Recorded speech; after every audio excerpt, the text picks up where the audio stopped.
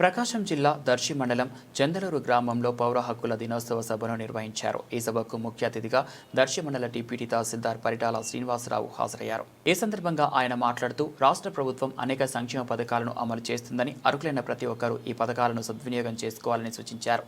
ప్రభుత్వ సంక్షేమ కార్యక్రమాలు ప్రజలకు అందుబాటులో ఉండేలా అధికారులు కృషి చేయాలని తెలిపారు. ఈ సభలో రాష్ట్ర దళిత సేన దర్శి నియోజకవర్గ ప్రధాన కార్యదర్శి రాజపూడి మోషే మాట్లాడుతూ పౌర హక్కుల దినోత్సవ సభకు హాజరు కాని అధికారులపై చర్యలు తీసుకోవాలని డిమాండ్ చేశారు. అలాగే చందలూరు గ్రామంలోని దళితులు తాగునీటి సమస్యతో తీవ్ర ఇబ్బందులు ఎదుర్కొంటున్నారని, వెంటనే మంచినీటి సౌకర్యం కల్పించాలని కోరారు. అదేవిధంగా అర్హులైన వారికి ఇళ్ల స్థలాలు మంజూరు చేసి ప్రభుత్వం ఇండ్లు నిర్మించి ఇవ్వాలని విజ్ఞప్తి చేశారు. దీనిపై స్పందించిన డిప్యూటీ తహసీల్దార్ పరిటాల శ్రీనివాసరావు పౌర హక్కుల దినోత్సవ సభలకు హాజరు కాని అధికారులకు నోటీసులు జారీ చేసి తగిన చర్యలు తీసుకుంటామని హామీ ఇచ్చారు.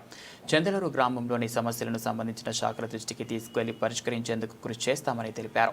ఈ కార్యక్రమంలో MEO Malakondaiah, housing AE Shakir, work inspector కొండలు, పిఆర్ఓ హుస్సేన్, సచివాలయ సిబ్బంది, మహిళలు పాల్గొన్నారు.